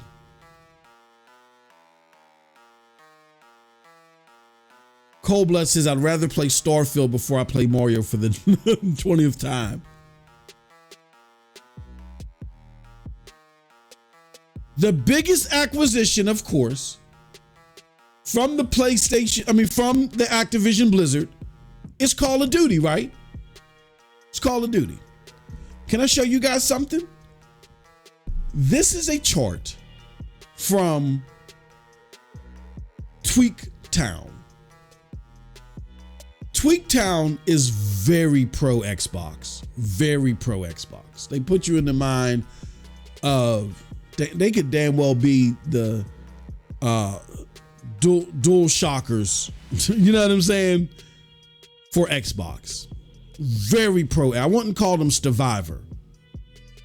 Not too far off, but they'll criticize Xbox. Well, Survivor gave Gran Turismo 7.5, so they're now out of the Xbox darling, so who knows. But I want to show you something. It says, how likely are you to subscribe to Xbox Game Pass now that Activision Blizzard games will be included? In 2023, 8% said very likely of people polled. 9% said somewhat likely. And 83% said not at all likely. Not at all likely. 83%. That should underscore how many people how many gamers just don't care about a subscription model. You need quality games to drive people to your ecosystem. That same thing that D-Bash was clamoring for. You need quality games. He says Xbox games are good, but it's time for greatness. They need quality games. Because just having this alone means nothing. It hardly moves the needle. It just gives more stuff to people that already have Game Pass. It helps with retention.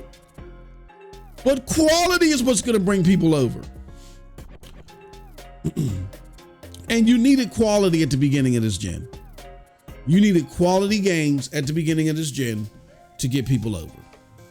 So I that's why I reject the whole, because we already seen it with PlayStation. Going from the PlayStation 3 genre or era to the PlayStation 4. They worked on bringing quality games, worked on, getting quality titles over on the platform.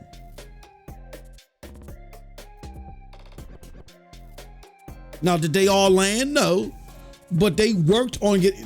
Microsoft was just too laser focused on Game Pass. We got to spend this much money so this company will put their game day and date in Game Pass. How good is the damn game? You need top-notch quality in this arena.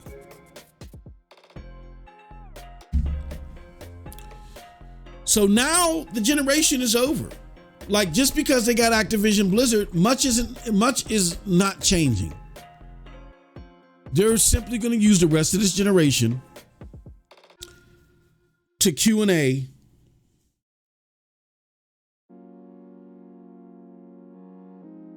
for the rest of the Q&A, the QC to R&D rather, the QC and R&D for the 10th generation. Now, if they can't get their sub base, or if they can't get things rocking and rolling to where they can compete with PlayStation as far as engagement, they can't do that next generation. Halfway through, I can see them not bowing out of gaming completely, but I can see them becoming a publisher solely and mainly dealing in mobile. And you console gamers will be stuck like Chuck, because most of you ain't turning into PC gamers. The reason why I bring this up is you're fighting a losing battle. You're not going to have an effect on Spider-Man 2. Spider-Man as a franchise is just too popular for people to come to Twitter and care about what you have to say when they can look at your saying tweets about Starfield and see how you were, slurping it up for Starfield. They're not going to care. Your best bet is to take this and don't make videos talking about keep the same energy. Your best bet is to take all that frustration and anger, that jealousy and that rage that you have against Spider-Man and do what D-Batch did. Call out Xbox. Because without you, Xbox can't continue to get away with what they're getting away with. You have to stop them. You only stop them by holding them accountable. And that's it. Cold Blood Sensei says, what the F is Xbox doing on their Twitter, most? What did they do? What happened? I must have missed it. What did they do?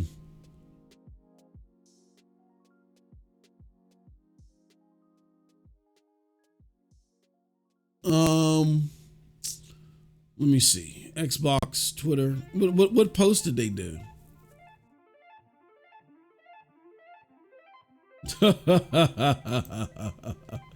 D-Batch is like, he's like, I got my Venom. Oh, they gonna be mad at D. Oh, are you talking about this? They already rattling about this in the DM. Are you talking about this? What they're like, what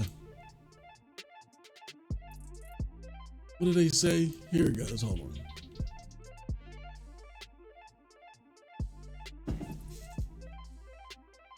You talking about this, Cold Blood, where it's like, this is by capturing the likeness of real actors and handcrafting costumes, using traditional techniques will achieve a level of realism that will further immerse you in your story. Yeah, this.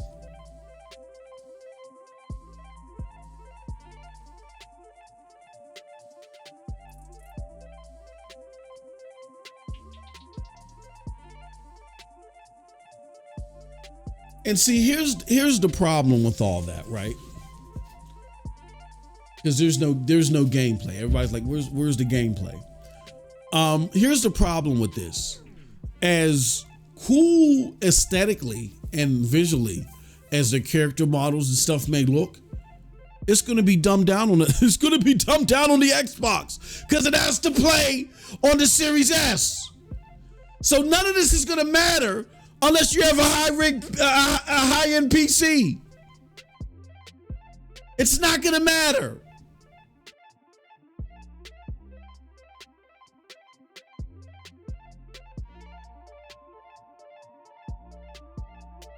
I don't know what they're doing. Yeah, I don't know what they're doing. They're again.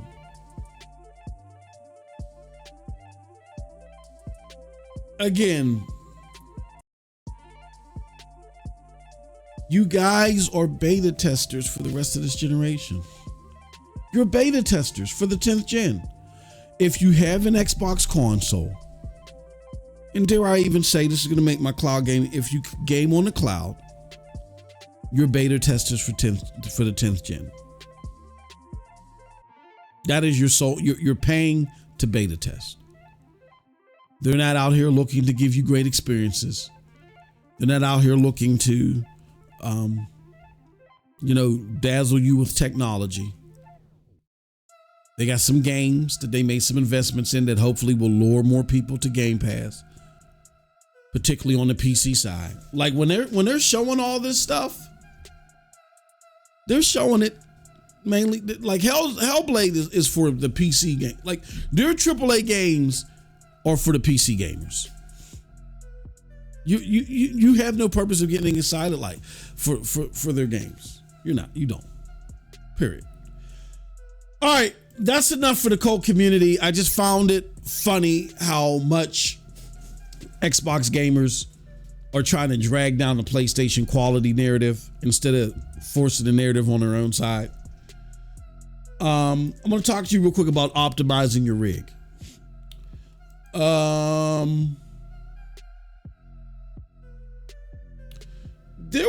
There's a guy. Let me see if I can find him. See if I can find this guy.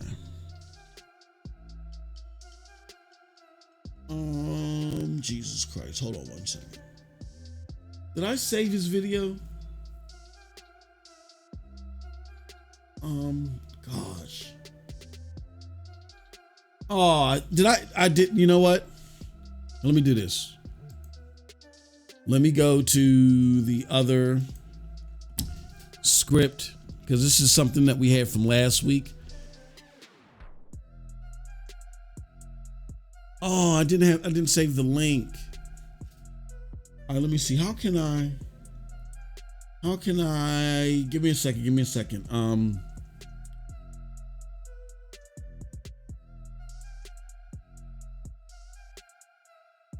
Did I put under watch later? No. Damn it. Liked videos. Let me see if I put under liked videos. Nope, I sure didn't. All right. Let me go to my history. Damn it.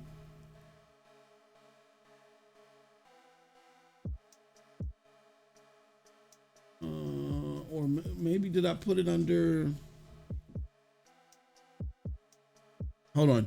I'm looking because I'm trying to see.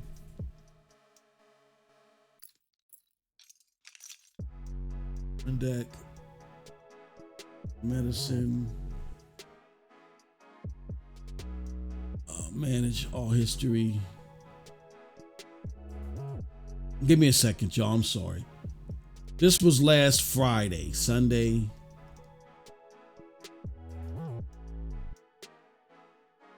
Sunday, Saturday, October 13th.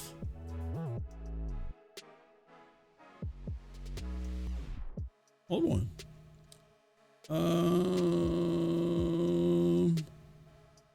No, it had to be the 13th. And I can't find, oh man, what, whoa. That video should be here. It's amazing that it's not here. I think, but I remember the name of the video. Okay. I think I remember the name of the video. Forest now, no lag.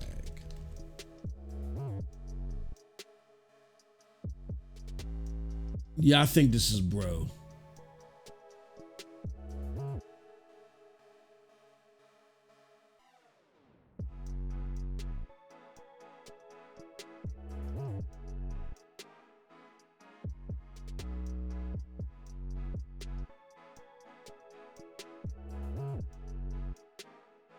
Hold on.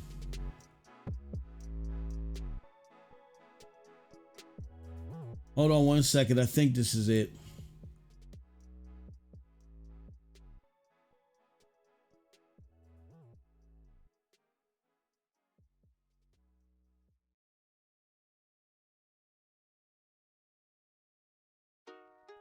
All right. That's not it.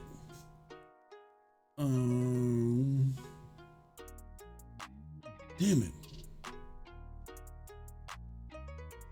I can't even remember dude's name. Shoot. All right, so oh man, this sucks. How come I can't find this?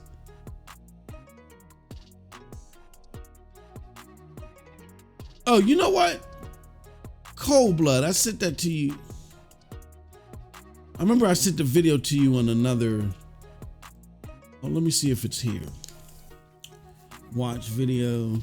My history. Here we go. Found it. Okay. So I'm going to put copy link to the address. I'm going to put the link to this in the stream.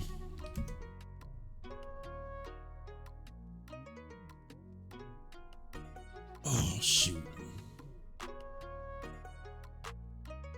I did not. Okay, here it goes. There goes the thumbnail. Here, and it says, How to get no delay on GeForce Now, fix lag, FPS drops.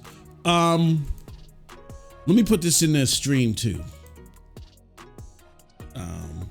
Fix PC lag. This by far is probably one of the best videos I've seen in a long time. What you can do is, the two biggest takeaways I got from this video, even though I urge you to watch both of them, is that there is a bloat program called, what is the name of the program? Okay, I think he tells you now for GFN, he tells you some things here to do for GFN, right? He gives you some settings for GFN, but there's a couple of programs that he tells you, and he tells you to do some things in your computer. But the thing that I found real helpful was this program called Bloatbox. Get this and use it. Now, what my recommendation is, what Bloatbox does is it scours your PC for what is called bloatware, stuff that may run in the background and that you don't even know that's running, that causes issues with your computer and bogs it down. And it's going to cause lag, particularly if you're cloud gaming, but just lag and bloat, period. It's going to determine the programs that do that. Here's my recommendation. There may be a few programs that it determines will do that you may actually use. That you're like, okay, I'm still willing to use it, even though it does that, right? So here goes a sample of that. Here it goes. Here's a sample of it. Like, you'll have apps on this side. It'll tell you to add all, you can add to selected. Whatever you add though to remove, I highly recommend that you look through those things and say, you know what, I don't want to remove them. Like, for instance, I would never want to remove NVIDIA control panel. I love that. Like, that's vital to me. I use that all the time, the NVIDIA control panel, because I have multiple screens I have set up. So yeah, I'm gonna deal with that risk that it may cause some bog down on my computer. It's well worth it. And there's some other things here that the selection will look different for your computer, but then definitely scour it, and then once you scour it and decide what you are going to remove, uninstall it. So don't just add all and just uninstall. You got to look through the list of programs that are there. Then the second program, which I knew nothing about, it's called Vibrance GUI, and it makes your gameplay look so much vibrant without, again, bogging down your PC. And he shows you in the video how to find the NVIDIA GeForce Now app, apply it, and it'll make your gameplay so vibrant. But what I've noticed is that it makes all of my desktop applications vibrant as well. But I guess what it does is, by you selecting NVIDIA GeForce Now, it focuses on that primarily. And I'm telling you, my game, like, it doesn't show so much in the recording of it, but in me playing it, it looks so much more vibrant and looks so much better. So those are two things that I definitely can tell you you're going to want to utilize in order for your gameplay to get enhanced. All right. So that's that. All right.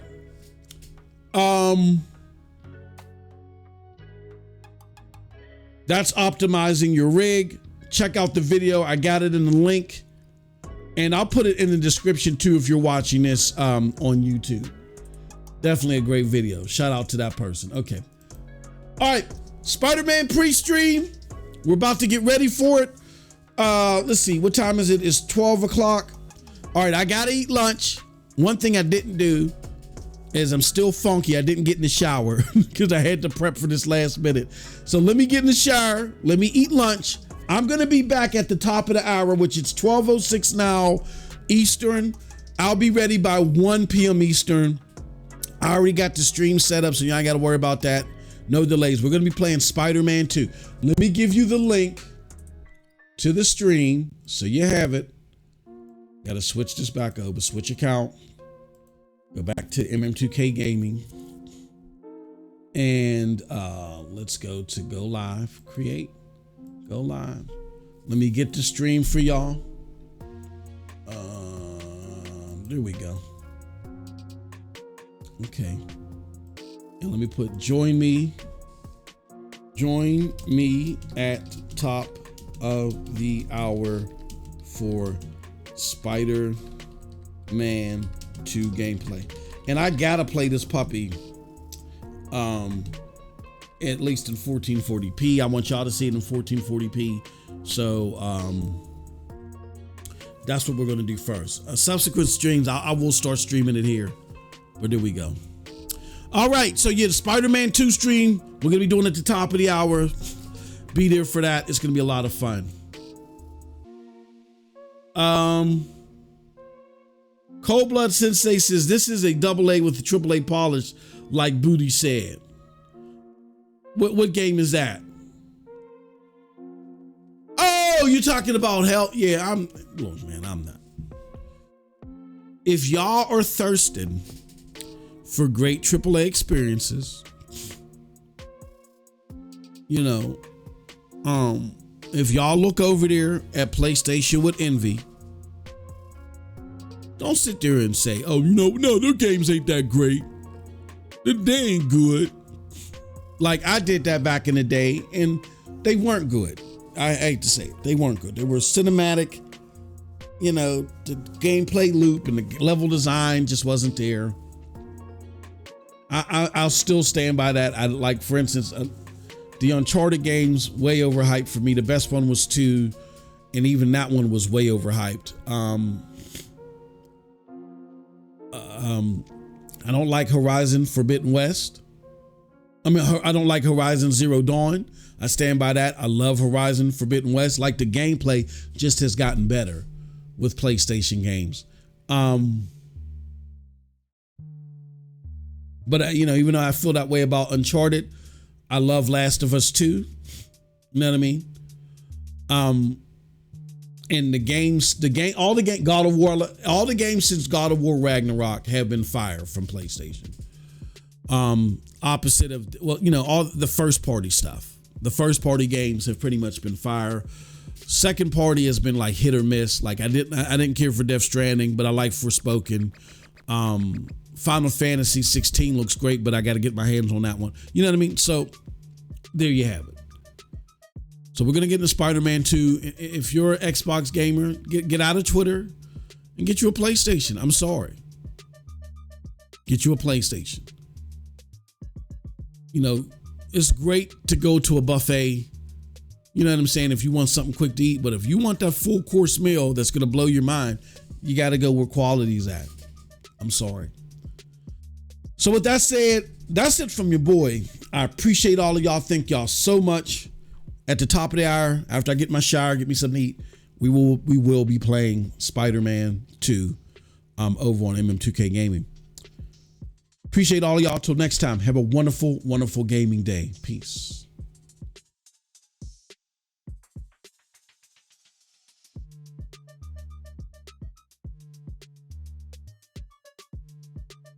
You know what? Let me see something. I wonder if something's going to work here. Let me try it out. Give me a second. I want to try something real quick. Okay, so I got... It's probably not going to work. But I'm going to give it a shot. Let me see something. Nah, it ain't work. Nah. It ain't going to work. Okay. You know what? I wouldn't mind. Here, let me do this. I'm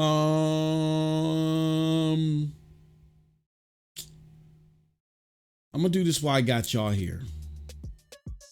Where is overlays? Audience. Where are the freaking overlays at? There we go. Copy.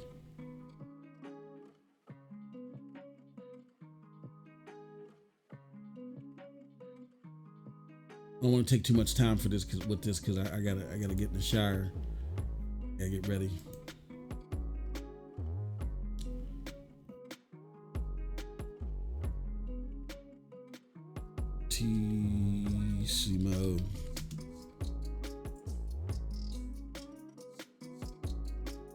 source.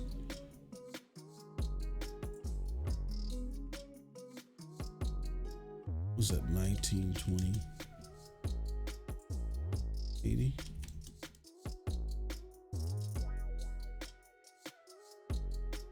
What is 4K again? 380. Wait, 38. Is it 3820 by 2460 or 2160? There we go. Control audio.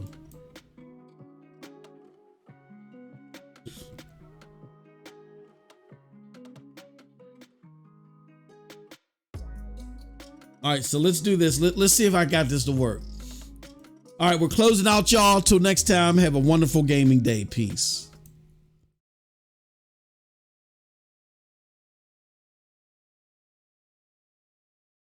Oops. Oops, that was the wrong one. Hold on 1 second. All right, y'all. Peace out. Till next time, have a wonderful, wonderful gaming day. Peace.